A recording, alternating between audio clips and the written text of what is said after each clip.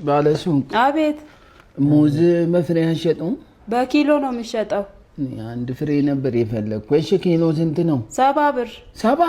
አዎ ቅመስ፣ እንደውም አንዱን ወስደህ። በጣም ምርጥ ሙዝ ነው። እውነት? አዎ ቀምሼ ነው? አዎ አንዱ አዎ።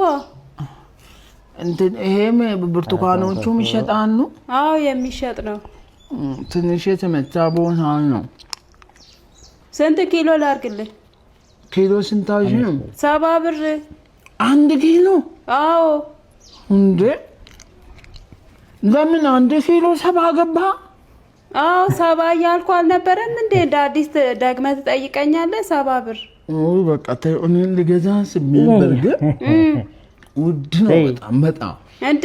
ቀምሰህ ስንት ኪሎ ላድርግልህ? ቀልዱን ተውና እንዴ ስንት ኪሎ ነው የምትፈልገው? የቀመስኩት እንትን እንድናለን እንድትገዛ ነው እንዴ? አይ እኔ በፍሬ ነበር የፈለኩት። በቃ ና ምን ይላል? ና ስንት ኪሎ ላድርግ?